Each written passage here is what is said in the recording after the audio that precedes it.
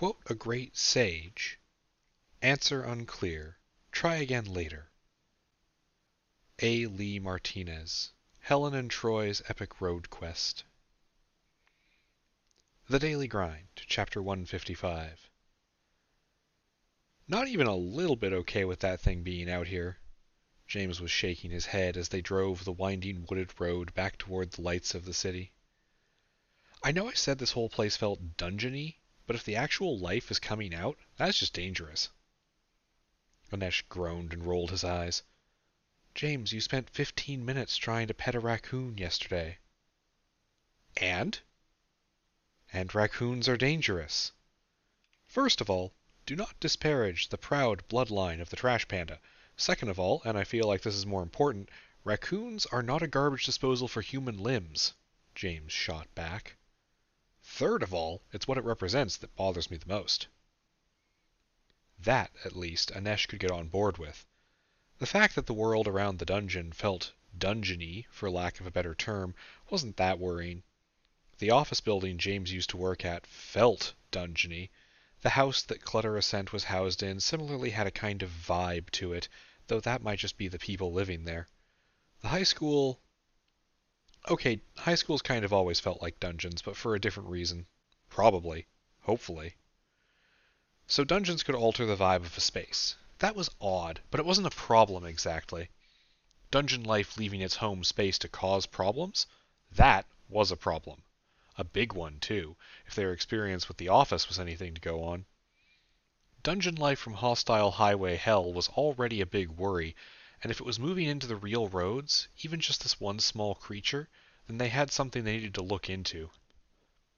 Because that meant that larger creatures could follow. Follow, or be dispatched. All right, point taken, Anesh said. What do we do now? Well, James spoke slowly, focusing on the car for a second as he took a curve. It was too dark for him to feel safe working entirely on autopilot. We could try to track it down, but I doubt our chances. Maybe a bit more of a thorough sweep of the city? Look for any other... Yeah, Anesh mimicked the sound of consternation. Because even though most of the town is empty, it's still huge. You want to poke through 3,000 empty houses? No, James sighed. Okay, let's be direct. Start asking people straight to their faces. Maybe put up signs. Fuck subtlety. Yeah, we could try that, Anesh shrugged. I mean, we're edging closer and closer to just being a public group anyway. And besides... He trailed off, screening his eyes against the headlights of the truck passing in the oncoming lane, and then the next truck, and the car after that, a veritable little convoy passing them by over the course of a minute or so. James let out a small laugh. Friday night, huh? They're headed toward the dungeon gate. That a problem? Anesh turned in his seat to watch the tail lights vanish around the bend behind them. First cars we pass all night and they're all one big group? Nah, they're either a bunch of friends going camping or a bunch of friends who already know the dungeon is there. Either way, I kind of doubt that any of them are going to accidentally fall in. James shrugged. Or maybe a light turned green and they all just happen to be going the same direction. I'm not worried. Anesh had a thought. We should actually try to find anyone else who's a Delver, huh? There has to be more than just L, right? Maybe. There is still that communication filter to get. Whoa! James had just finished pulling them around another long curve in the road, and ahead of them, the slope down into Taunton's city limits was mostly a straight line for the next few miles. The trees thinned out here, with nice wide gravel shoulders before the irrigation ditches between the pavement and the farmland that had been fenced off out here. None of that was what caught James's attention, though. He'd done this drive multiple times now. The view was nice, but it was nothing spectacular. Instead, his exclamation was because there were a couple of people walking on the side of the road. One adult and one kid, with the taller of the two trying to wave their car down as they passed, illuminated for a half-second in the car's headlights. What's up? Anesh said, with a worried sweep of the terrain around them as James started to slow the car. On his second check, he caught sight of the light of the hitchhiker's cell phone, a point of glow in the otherwise dark environment of the highway. Oh, we're giving them a ride? He asked James. James shot him a frown with raised eyebrows as he pulled the car over and parked. Yeah? He asked, half asking, half stating. Why? The word was a bit of a challenge. Who tries to bum a ride at 2 a.m. in Tennessee? Anesh asked with concern, watching the duo approach in the wing mirror at his side, the crunch of shoes on gravel becoming audible as they got closer. Serial killers? James stared at his boyfriend flatly for a second before shaking his head and ignoring that comment. Hey, let's make sure the guns and armor are stowed in the trunk, yeah? He said, popping his door and going around to empty out their back seat of anything that would mark them as the horrifying serial killers in this situation. He had just clipped shut the case on his P90 and slid it over the back seat into the trunk, while Anesh did the same with a pile of armor plates, when the woman who was making an exhausted attempt at a jog caught up to where they had stopped, kid in tow behind her. Would you mind if we got a ride with you? She panted, holding her side. Oh yeah, of course, James smiled back. That's why I stopped. Sorry, just to clear out the back seat. He dusted his hands off on his pants and held one out. James, nice to meet you here on this deserted stretch of road in the dead of night. I'm Jean. The woman took his hand in a firm grip, and James smiled at how solid she felt. This is my daughter, Ava. Oh hey, James said to the young girl, who was breathing heavily, trying to catch her own breath. I recognize you guys from our motel, so we're going the same way. Come on, come sit. You two look tired. He turned and twisted himself around the open doors to prop himself up on the driver's side, looking back at the mother and daughter standing on the gravel, the older of the duo holding back the kid, eyeing him suspiciously now. Are you following us? She asked, a nervous anger in her tone. What? No. James glanced into the car at Anesh, who just shrugged at him. The kid tried to take my ankles out with a ball in the parking lot. Made an impression. He gave what he hoped was a reassuring smile. But seriously, no, I'm not following you. If you're worried, I can summon a rideshare for you, though. The offer of an alternative seemed to reassure her enough, and Jean's shoulders sagged as she let out a great breath. Sorry, she muttered, just loud enough for James to hear. It's been a long night. Yeah, you're in the middle of nowhere, Anesh said from his seat, nodding politely at the two as they settled in and buckled up. Hi. Hello. James intercepted the polite nothings with a question as he pulled back onto the empty dark road and started them on the home stretch towards city limits. Yeah, what are you doing out here anyway? He asked, failing to completely smother a grin as he watched Ava give a massive yawn in his rearview mirror. Heck of a walk. He unconvincingly cleared his throat, remembering at the last second how little parents appreciated it when he swore around their kids. Jean dropped her hand from her mouth, showing the tail end of her own yawn. I don't know, she said, sounding confused. Well, that's instantly suspicious, James said dryly. I'm not... He doesn't mean you're suspicious, Anesh stopped her with a soothing tone. He means that, traditionally, people with holes in their memories point to something that we're used to dealing with.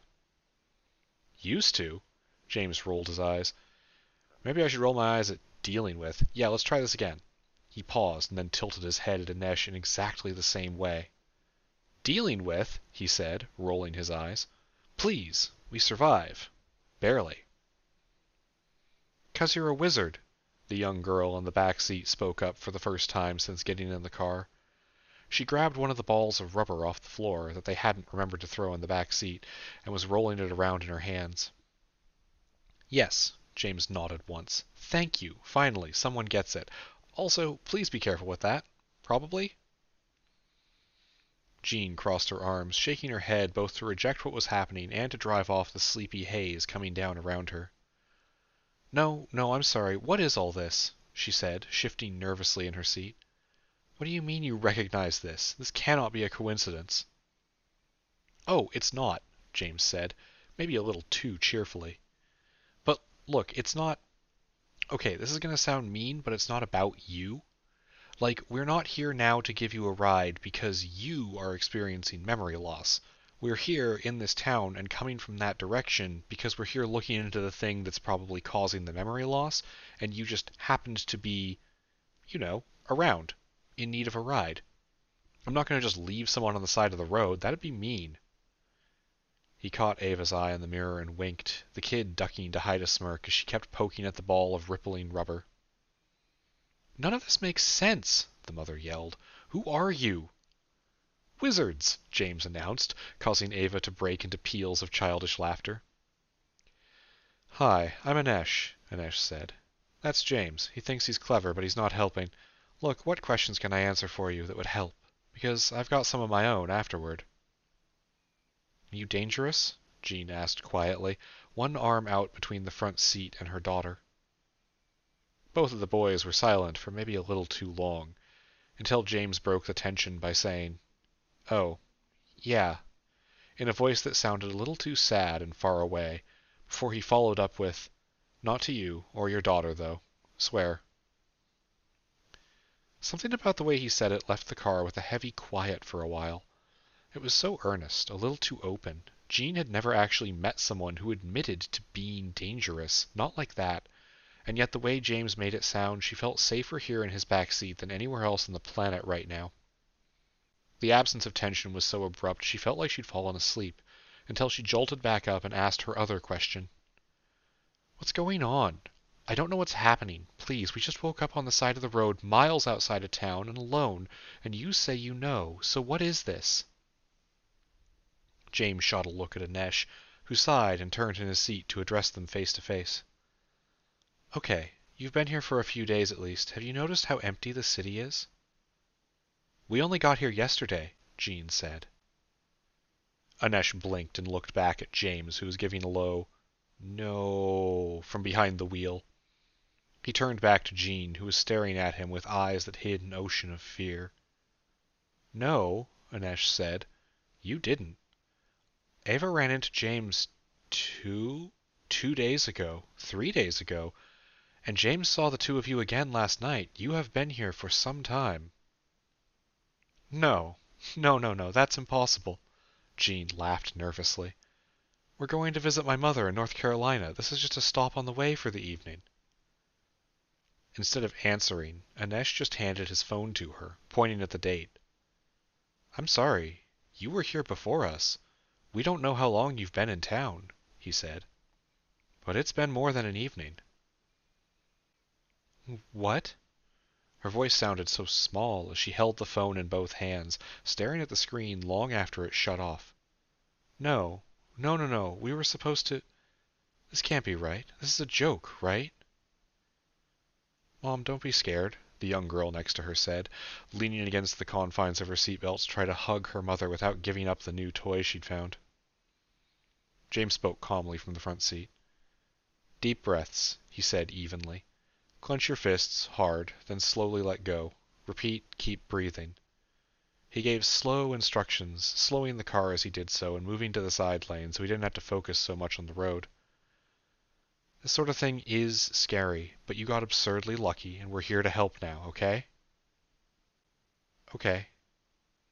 "Now, I have a question," James said, half watching the lights of the semi-truck that barreled past in the other lane. "Anesh started to bring this up, but the town is emptying out, and I'm sure you noticed. But so far, you're the only people we've seen walking out of town and then waking up and walking back. So, can you tell me what's going on with you? Why are you being targeted, and why isn't it working?" In the back seat behind them, their passengers sat silent, neither of them providing James with an easy answer. "Might have something to do with the fact that the kid can clock an augmented human out of nowhere," Anesh muttered to James. "Yeah, wait, I didn't really ask about that, did I?" He paused. "And she's met Elle, too. Same deal there. Huh, okay. That's kind of... Have we met anyone with built-in human powers?" James asked his partner. "I mean, Elizabeth is immune to anti-memes," Anesh replied. "Does Alana being able to pick up a couch count as a power?" Anesh caught James's comically disproving look and chuckled. "All right, rescinded then. So not really." James sighed. "I'd be willing to bet that's it entirely," he said, meeting Jean's face in the mirror. "Ava can see more than most people. Not sure how that translates to you two waking up from the compulsion exactly, but it's a good bet that's why you're being targeted. Also, is anyone hungry? I haven't eaten in a while, and... Is McDonald's the only thing open? Oh no." Ah, you got too used to eating real food, Anesh poked him in the ribs. Now you have to suffer down here with the plebs. I'm teleporting home and making Nate make me tikka masala, James threatened. Don't waste our telepad. It's got 2 uses left, and it's a giant pain to go into the vault to get more, Anesh told him. James frowned. What if I just teleported to the vault? That's a breach of protocol. Don't do that. But I'm hungry. Then it's McDonald's for you, Anesh gloated. I want fries, Ava added from the back seat.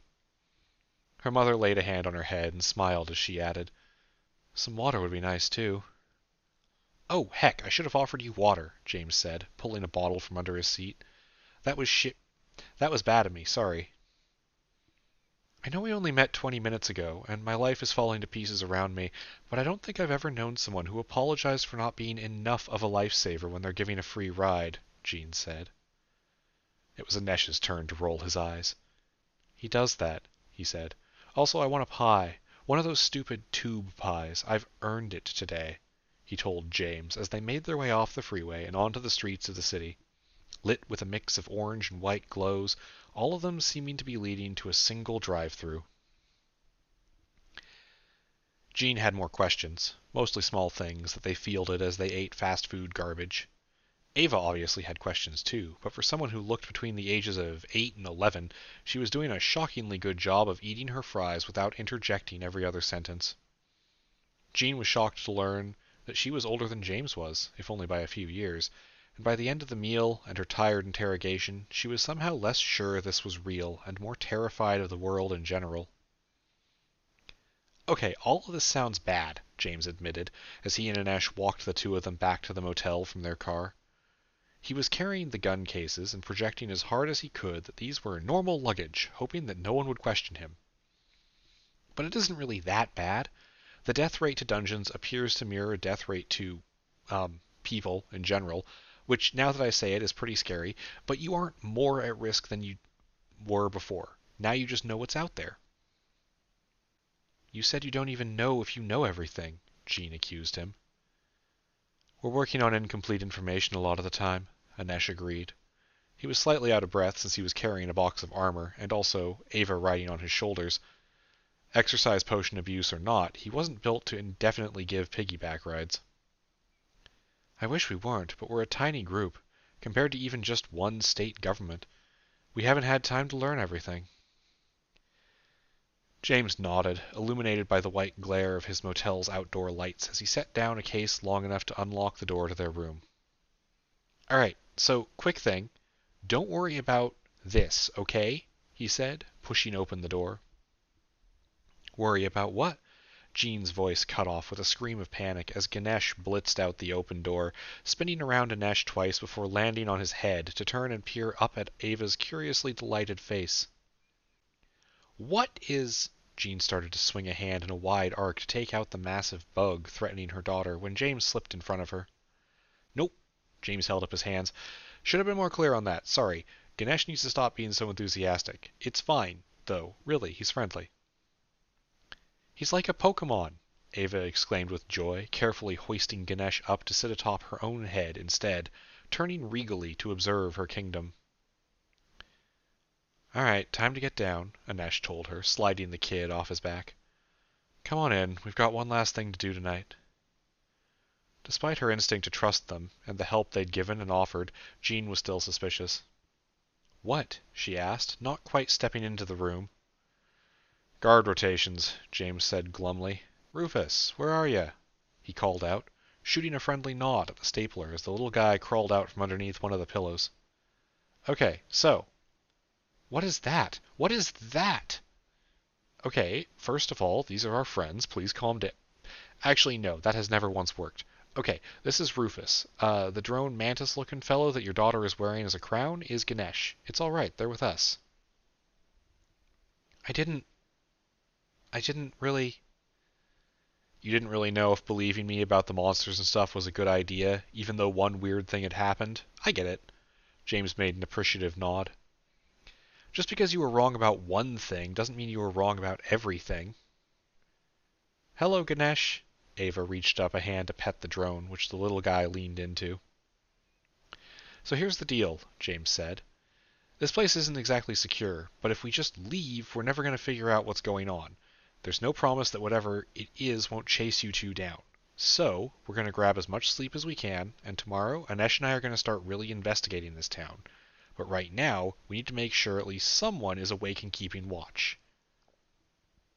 There's only one bed in here. We can't all fit in this room, Jean mentioned. What about your other room? We only have this room, James said, a self-conscious challenge in his voice. Anyway, the good news is, we have a couple of loyal guards right here. Ganesh buzzed in acknowledgement, while Rufus crossed his forelegs and narrowed his eye up at James. Don't glare at him, you were asleep all day, Anesh admonished. Rufus mimed out a series of motions that indicated he'd taken a vow of silence and didn't have a way to wake anybody up. Well, you're in luck, James said, unzipping a backpack parked on the tiny side table the room held. I bought you a thing for this earlier today. Did you know that Walmart sells air horns? No, Anesh recoiled. No? Jean looked around, a little confused. Yes, her daughter answered, happy just to be involved in the conversation. Well, they do. James handed the noisemaker to Rufus, who took it like it was some kind of holy relic. Don't make me regret this, he added. So we're just supposed to go back to bed? Act like everything's normal? Jean demanded. You can't expect us to just fall asleep after all that, she said, punctuating her sentence with a traitorous yawn. James noticed. Yeah, go to bed, he said. You were just out walking, for hours. Even if you don't remember it, your legs sure will. And it wasn't just tonight either. You have to be wiped. Rufus will keep an eye out. If anything comes up, he'll let us know. Right, buddy? He offered an open palm, and Rufus clambered up onto the back of the chair to slap both his front legs into James's hand. Yeah, he's got you covered. If I were more awake, I'd have a good reason why this is a bad idea. If you were more awake, it wouldn't be a good idea, James retorted. But you aren't. Now go to bed. Ava, do you mind carrying Rufus with you? The girl nodded, her braid whipping around her neck as she agreed enthusiastically.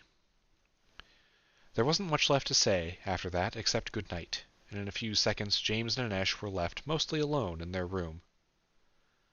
This got complicated fast, Anesh sighed. What are we going to do now? Exactly what I said, I guess.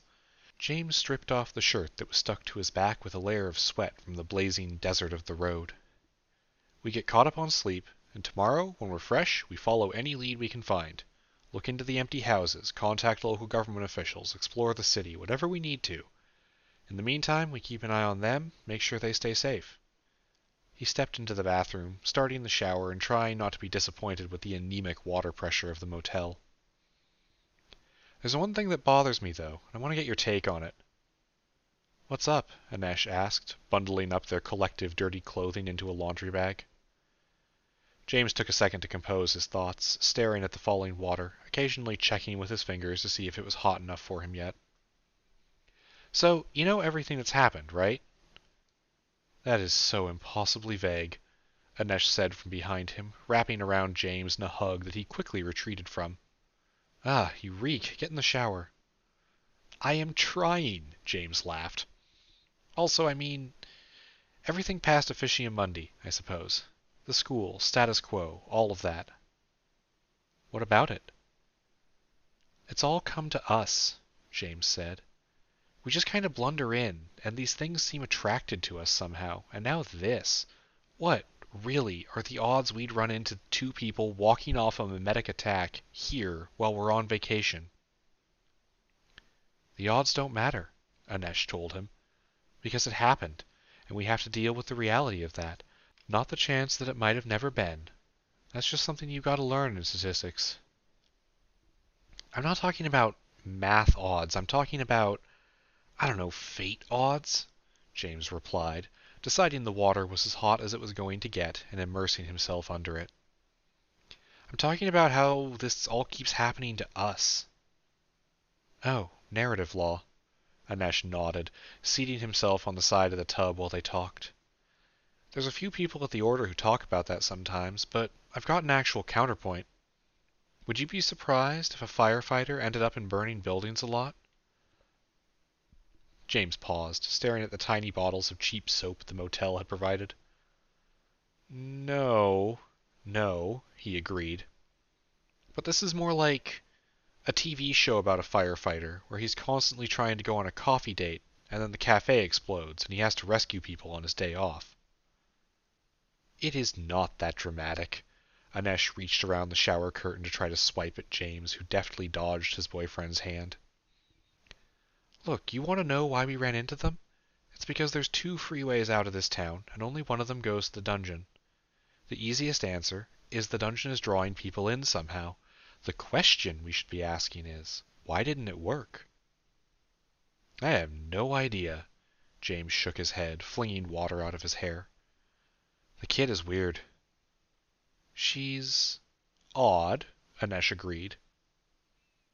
Okay, that sounds mean, and coming from anyone else I'd be annoyed, but you're doing that voice where you've noticed something and you don't want to believe it. James poked his head around the curtain. What's up? She didn't react, James. She didn't react to any of the weirdness. You were driving, but I was watching their faces. Jean? She's terrified, skeptical, and angry. Those are normal people emotions. Ava, though, she's curious. Like a kid, James said. No, you don't understand. Kids aren't stupid. I know you already know that. When she saw Ganesh, her response wasn't, "This is weird but cool." Her response was, "This is normal, and Ganesh is cool because he's friendly." Anesh sighed, tapping his feet on the tile of the bathroom floor. There's a difference. The difference is she's used to things like this somehow. And in the car, she zeroed in on the rubber. There's something going on with her, and I don't know what. She's got hidden depths, James agreed. We could just ask tomorrow. It's possible she just didn't want her mom to know what's going on. Possible. Anesh looked up as James stepped out of the shower and tapped him on the shoulder. Hand me a towel, and your turn, and then bed. We need sleep too if we're going to get anything done tomorrow. Anesh pushed himself up. Tomorrow is going to be exhausting. I'm already sore and tired from it. Well, maybe Elle's map pile will get one of us wizard powers. Then I can be sore, tired, and a wizard. James laughed. I love you. Enjoy your shower. I'm going to go pass out.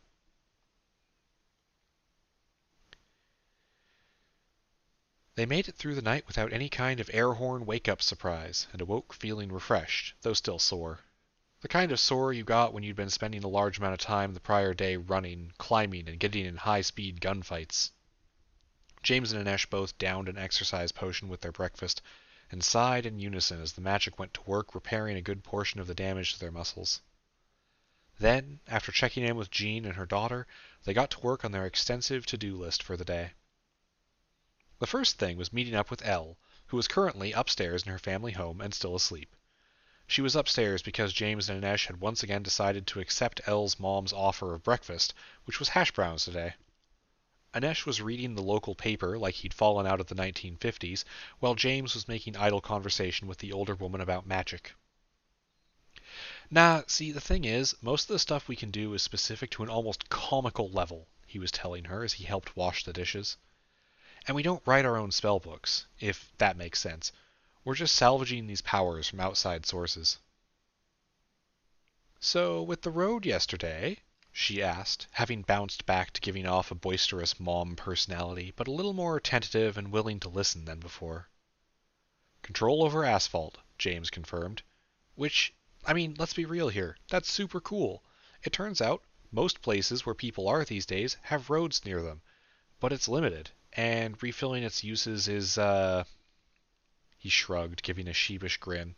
Still, it's pretty cool. So would it be rude to ask you to fix the pothole at the end of the block? She asked. Mom, don't ask people to use their powers to cover for bad municipal policy, Elle said, shaking her head as she slunk into the room. She sounded tired, probably because she hadn't had the benefits of coffee yet, or maybe she just hadn't slept much at all. James disagreed, though. Actually, that's a really cool idea. We haven't started to make maximum use of the powers that we can resupply, and roadwork is expensive, not to mention it takes forever. We might actually be able to do some real good with this, in a way that gets us paid, too. We cash out, the city saves a little money, the pothole gets fixed, everyone wins. Then he cleared his throat. Also, as payment for this idea, yes, I will fix your pothole. Why are you two in my house again? Elle asked, sitting at the kitchen table and tracing patterns on the worn green tablecloth. Eleanor Chase, I will admit I was wrong about a lot of things, but you be polite to guests when they are in our house, young lady, her mother barked out, hands on her hips. James didn't really try to hide his smirk, as Elle withered under her mother's gaze. Yes, Mom, she said. Good morning, friends, she said, voice drippingly fake. What delightful activities do you have for... No, I can't do it. I'm sorry. I just woke up. I don't care. James, you have to suffer. Ah, it's fine. James forgave her, while Anesh just tilted down a corner of the paper to look at her with a cocked eyebrow. We're here to do a pass on the maps and to fill you in on what might be a real problem. Then we're off for the day to talk to some clerks at City Hall. James shook his head, staring out the window, as the day was already shaping up to be too beautiful to spend tracking down records. But there wasn't much else he could do about it right now. Mind if we get started on that first part? Then we can get out of your hair sooner. Please. Elle cheerfully waved at him without really looking up. Box is in the same place. The two of them headed up the increasingly familiar creaking stairs, Anesh calling a thank you for breakfast to their host, and they ducked into Elle's room. The space had been tidied up from the mild chaos that it had been before. Elle did seem to like her personal space clean, though her bed was a chaotic mess already. Okay, Anesh said, starting to lay out scraps of paper depicting various maps on them. I'd like to make this easier on everyone, for the future. What you thinking? James prompted. Spreadsheets. Joy. Oh, it won't be that bad. Anesh settled himself on the floor, pulling his laptop out of its bag and getting set up. How many are even in there? James had laid the scraps out in a grid and did a quick bit of mental math. 80 plus 10 plus 3, 93. Plus the 4 more I have here. He pulled the new ones out from his pocket. Kind of a lot. Okay, here's how we do it. Anesh opened a spreadsheet and started labeling columns. Continent, country, state or province, county? Counties are part of states, at least here. And city, Anesh finished. Nothing too detailed, just so that if we need to go through this again, we at least know where to start looking. James looked down at the physical objects that were spread out. You do realize, he said slowly, that we don't have a way to actually keep these sorted, right?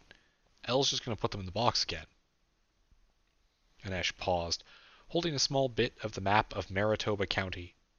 Halfway through looking up where that was, he looked up at James with a pained expression. But organizations. Not going to work. Now take these two and start looking for pairs. Anesh groaned, but dove into it anyway. Pattern recognition and enhanced memory helping him to burn through the sets of mismatched and poorly aligned road networks and topological maps. By the time he'd finished comparing both of his and had come up empty, James was finishing his first pass. So Anesh settled back down, listening in as Elle and her mom clattered dishes downstairs, and Elle's thudding, uncareful footsteps came up the steps as she rejoined them. When she came through the door to her bedroom, it was to find Anesh holding the map seed taken off the dead vulture, flipping it back and forth, examining the shape, while James finished his work. Yo, you two done yet? James is a little slow, Anesh said, and he won't let me sort your maps. Oh, yeah, I tried that once, Elle said, kicking her desk chair out of the way so she could start shoving stuff into her pockets. Keys, knife, wallet, knife, phone, mints, knife, knife. Anesh blinked. Where the hell had all of those gone? It doesn't work, Elle continued. Because they magically unsort themselves? James asked, curious as he checked his last map piece against the pile. Because I add more to the box, usually when I get home, tired, and I don't sort them, Elle said, while James shot Anesh a look that said, see? Anyway, got any luck? James sighed as he picked up one of the last bits of old hiking map. Nah, I don't even really know what this one is a map of, so I'm just tapping them together and trying to... If he still had a physical body in this outside space, he would have given a full-body sigh with enough emphasis to make his high school drama teacher applaud. But he didn't, and so couldn't, and so he observed. Below him, rotating over and over, was a pure black sphere. It rolled in the void, somehow darker than the nothingness around him. It was a real blackness, not simply the absence of anything. Except the ball wasn't completely dark. There, turning near its base, was a tiny dot of something. He tried to focus, and the ball slowed its turning. In the thick, inky nothingness, James's view focused in, closer and closer to that one spot. It glowed to his nowhere perception, a kind of mental beacon, waiting to be acknowledged properly. He approached closer, and closer still, until he couldn't even tell what he was looking at was part of a ball. It was a sweeping, curved plane, and then just an overhead view of empty material, and right in the middle, a little speck of the space was filled in by a road map of 6 square blocks of a small city in the mountains, connected to a strip of a map outlining a series of hiking trails somewhere in South America. As soon as his mind focused on it with that context, he felt something flowing through his veins, burned into his bones, a rattling electricity that surged across his skin and told him he needed to go. It was, he instinctively understood, the velocity that he had built up in that hidden space inside himself. But now it was unleashed, or at least opened up, given a channel to the outside world through this window of map on the darkened globe. And then he knew. He knew how to activate it. He knew what it did and what it cost. Almost everything about it. More importantly, he knew its name. James blinked, sitting in Elle's bedroom, the wispy ash of 2 small pieces of paper floating away from his face, and a set of words on the tip of his tongue. Maker's hand upon the wheel. He reached out a hand, opening his mouth, and then caught a pillow in the face that sent him reeling back, sputtering.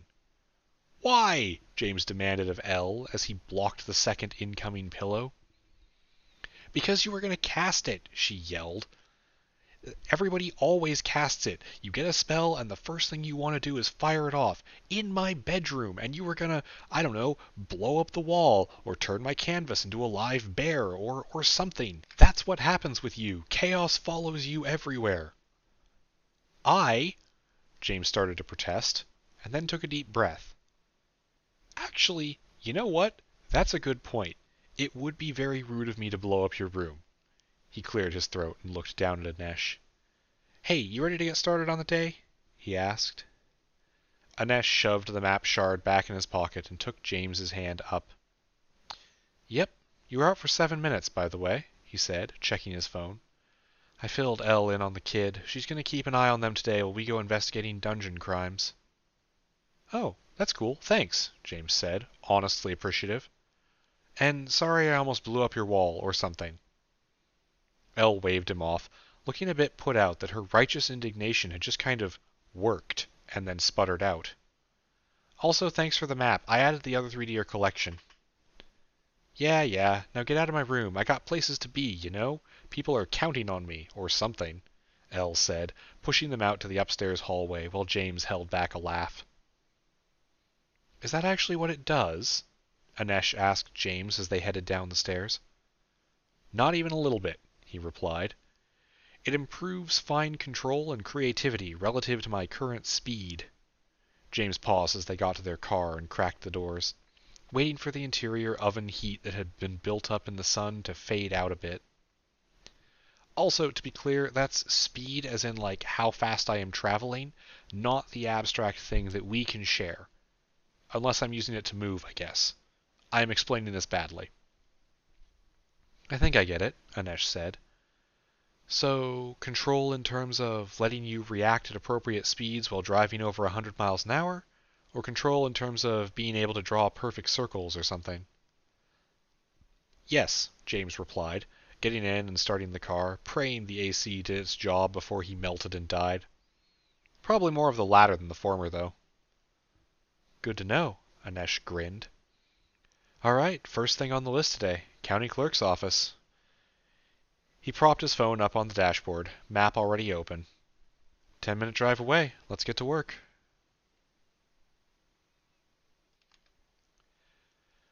Their time at City Hall felt, James decided, like an absolute waste. More than a normal waste of time, like when he spent all day playing video games.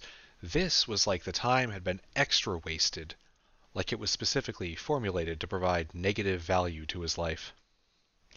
They'd spent an hour and a half in the lobby, waiting, even when they were the only people there. When they finally got shown back to the offices to talk to a city official, it wasn't even someone who had been told why they had showed up in the first place. The two of them were, at this point, impersonating the FBI, and James was starting to get a serious feeling of bureaucratic apathy. The desk clerk didn't care, the city planner assistant they met with didn't care, and when they finally just started walking through the halls looking for occupied offices with people they could ask pointed questions at, they discovered the building was barely occupied. Apparently, it was Friday, and most people didn't come in on Fridays. Not that many people worked here, because they had downsized recently. Eventually, almost by complete accident while he was waiting for Anesh to get out of the bathroom, James stumbled across a frantic-looking young man who was carrying way too many documents, delivering to various desks and offices. The guy's name was Mallory, and he'd been doing an internship here for about 3 months. In that time, he'd acquired more and more temporary responsibilities, and no one ever seemed to show up to relieve him of them. So, like a good government employee, he just worked harder and harder, rapidly going mad with burnout. James empathized with him, really. It was, he told Mallory, unfair that he was this overworked, especially since he seemed to be the only one in the building actually doing anything. He nodded with sad appreciation for the tireless labor of the hapless intern. Then he told Mallory he needed to know how many people lived in the city, and to arrange a meeting with the local chief of police. By the time Anesh got out of the bathroom, James had maps of the whole city, recent voter registration statistics, and a date at the local police station. While James went into the building to flash his credentials, the actual real ones the FBI had given him for his vaguely official consultant position, the ones he'd remembered he'd had after he'd started using the fake ones already, Anesh sat in the car and started trying to figure out what was happening with the property in the city. An hour later, James stomped out of the building, face a stony mask, until he made it to the car, calmly shut the door, and unloaded every piece of profanity he had ever learned in one long burst. Anesh looked up from the realtor's website he was looking through listings on, and asked the meaningless question, "How'd your meeting go?" It had, surprising no one, gone poorly, but not for the normal reasons that police interactions normally went poorly for James. No one had tried to shoot him this time. Instead, the chief of police, a pudgy man for whom this was somehow a secondary job, told him that while they'd love to help him out with the missing persons thing, they just didn't have the manpower. When James started questioning why they didn't have the manpower, he ran into the alarming fact that there were only 3 active police officers covering the whole city, counting the chief of police. Everyone else had quit, or moved away, over the last couple of years, and with taxes down and funding cuts, they hadn't bothered to hire anyone new because crime was basically non-existent here anymore. The no more crime thing burned in James's brain, but according to what few reports had been filed by the remaining active police officers, practically by every metric, this place was turning into a peaceful utopia. Theft, vandalism, assault, all basically at zero, crime rates dropping far out of proportion to the dwindling population. It had, the police clerk happily told James, really boosted the value of his house. Still unable to completely shake the mindset that he'd never be able to own a house, James had scowled at him, made copies of the reports, and left as politely as possible, given that he had just been told there would be no help dealing with the several thousand people who had disappeared. Anesh, meanwhile, had made a quick call back to the Order's home base, and made a request for some digital support. Partially with the help of a rapidly grown Emerald program, partially just with a quickly hashed-together database that one of the new programmers made to help, Anesh started the process of comparing the total missing population against the addresses of homes sold in the last year. And it was a lot closer than he'd expected. He and James had been assuming something like a 50% loss rate to the dungeon. pessimistic, but they had to be real about things. But the number of homes that were actually listed as sold by the two major realtors in the city covered a huge portion of the people who'd left. It pointed more to the dungeon ramping up its defense of sending people on wild goose chases more than any malicious action. The two of them compared notes and caught each other up while getting ice cream. There was one single solitary ice cream parlor left open in the city, and James figured he'd sifted through more than enough dusty records today to have earned it. "What I don't get," he told Anesh as he held a waffle cone full of mint chocolate chips sitting on a street-side bench, "is why everyone was willing to sell for so cheap. I know realtors need to publicly list properties that they've been part of the transaction on, but it almost feels like they're bragging about how little these houses are getting sold for." "That is weird. Also, didn't you say the clerk at the precinct was talking about his property value going up?" Anesh asked, strawberry ice cream melting in the bowl he'd set aside and rapidly forgotten. "Yeah, hang on, that doesn't check out at all," he frowned. "Open that one." James pointed at a listing on Anesh's laptop. "Four-bedroom house. Yard. No HOA. This place looks like what I always dreamed about buying and living in with a motley crew of friends. Or polycule, I guess. This sold for 18 grand? What is happening?" "Says the house was assessed, but they don't list that price." Anesh's frown deepened. "Why would the owner even sell at this rate in the first place? Is this map influence kicking in? Because that's probably a huge loss." "That can't not be a huge loss, can it?" He looked up, staring at James with wide eyes. James stretched out, folding his legs up to the edge of the bench. "Well, think about it.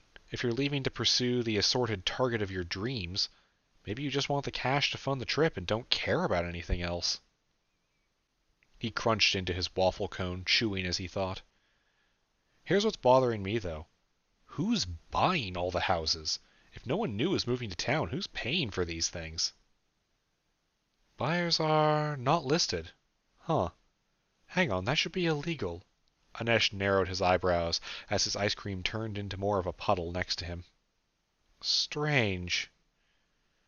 "Okay, to be fair, we do illegal stuff all the time. I spent today telling people I work for the FBI, and now that I know there's only 2 cops in this town, I could get away with anything." "Are you going to?" "No, I'm busy with this. So, buyer, how do we find them?" James prompted. Anesh closed his laptop and took a sip of ice cream soup, watching the street as a couple of cars pulled through the intersection they were sitting near. "I do not know. Talk to the realtors? But if they're hiding something, it's not like they'll just tell us." "We are the FBI, you know." James waggled his eyebrows. "Fine, I'll find their address. It's what, 4 p.m.? We have a little bit of time today." Anesh cracked his knuckles, trying to work out the stiffness in his arms that had set in as he had spent the day sitting in awkward positions on a laptop, mostly in a car. "Oh, I wanted to ask you something." "Shoot." "Is the map influencing you?" Anesh eyed James out of the corner of his eye. "Not that I can tell. It's there if I ask. It's a set of steps to get where it's offered me to go. I think that the path there is actually simpler because it's leading somewhere easy, like compared to take me to true happiness or whatever. I can't really tell though, I can only see the next waypoint. But I get that impression. Why? Curious about why people would pack up and move on a promise?" "No, no." Anesh pulled the map seed that he had collected out of his pocket. "I'm thinking, you made a deal with yours, or I guess you told it what you wanted and it agreed, right?" "Right. They're not evil or anything. Mine wasn't anyway. Just single-minded. Created to do one thing." James felt really awkward about that. Created life forms were a massive ethical black hole, and he didn't really want to brave the event horizon of it. "Okay." Anesh nodded once, holding his little abstract piece of an atlas. "I'm thinking of asking it to take me to Alana." James perked up instantly, a kind of excited anxiety running through him. "Oh," he said. "Oh! I don't know if it can, but yeah, yes. Why didn't I think of that?" Because you have the worst track record with new powers, Anesh informed him. And you usually don't map out an array of choices before you just go for something, which is usually cute and so far hasn't caused any active problems, but you know. I'm not that bad, James protested. You nearly killed yourself when you absorbed your first blue orb, Anesh reminded him. I got better? James pursed his lips. Actually, no, I don't want an itemized list of my fuck-ups. Do the map thing. Then, property crimes. Then, we'll figure it out. It's our new mantra. That's our original mantra, Anesh smiled, and his hand folded around the map shard in his hand. He blinked, one long closing and opening of his eyes, and when he looked at the world again, it was with a fresh sight and an impulse toward a waypoint. 2 blocks down, take a left. He knew, with certainty, that would take them to their partner. Done, he said. It worked. You were right, the maps aren't evil, just very, very enthusiastic salespeople, aren't they? Right? James couldn't hold back a smile.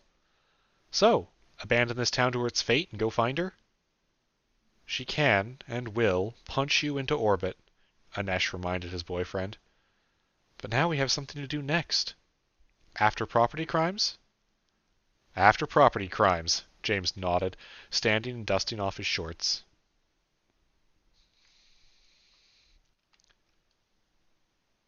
Ava hadn't been afraid of monsters for a very long time. Well, long to her, anyway. Sometimes she had little moments of realization of just how much longer everyone else had been doing things than she had, and everything seemed so big in perspective. But those moments didn't last too long, and then she could go back to feeling like it had been a long time since she'd been afraid of monsters. She'd stopped being afraid of monsters about the time she had actually met one. Though, despite looking like a cross between a snake and a deep-sea slug, Hidden did not like being called a monster. Ava also knew that Hidden didn't like being compared to a deep-sea slug, but it had been months since she had decided the strange creature was her little sister, and Ava was culturally aware of the fact that sometimes you just had to compare your sister to a deep-sea slug. It was the law, or something, she was pretty sure. And in the last eternal summer of subjective time, from Ava's perspective, she'd also gotten used to Hidden helping her pull useful information out of nowhere. Sometimes she used this to solve very important mysteries, like the mystery of who had flagrantly stolen the last brownie out of her lunch at school. Other times, Hidden would just tell her small secrets she found drifting on the wind. And sometimes, Hidden would tell her when someone was different. Like her. Maybe with their own snake-slug sister. Maybe something else. Always something magic. And sometimes, Hidden would take information away from other people. Let Ava get away with things, or keep them both invisible to the bullies. Hidden was a good sister. Hidden wasn't around all the time, though. When she was, she hid inside Ava's hoodie and didn't really like coming out. But there were a lot of moments where Ava would realize she couldn't feel the weight on her shoulder or arm, and it would be because Hidden was inside her head for a while. That had been scary at first, but it was more like napping than trying to eat her brains, so that was okay too. All this was to say, Ava was an absolute expert on monsters and secrets and wizards by this point in her life. Which made it a lot worse that she was terrified of what was going on. Suddenly waking up in the middle of the night, in the middle of nowhere, was bad enough. Learning that you had been here for several days, when Ava just remembered rolling into town and getting ice cream yesterday, was also pretty scary. And not knowing why, and feeling like her mom, who was supposed to be invincible, was just as scared as her as they waited in the boring motel room all day, was also not good. Ava had never been bored and scared at the same time before.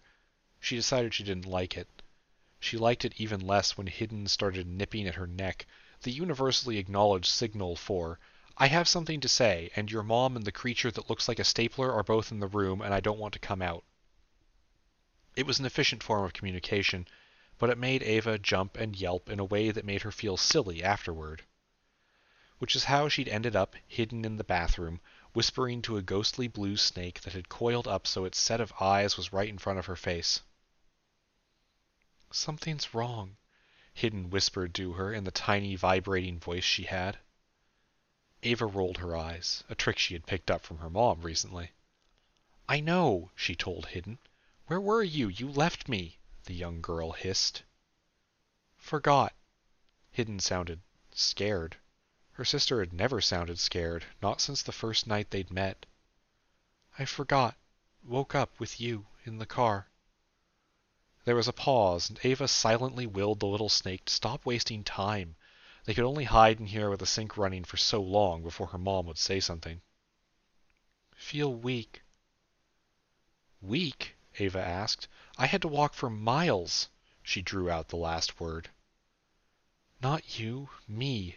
Weak, tired. All of a sudden, there's less of me.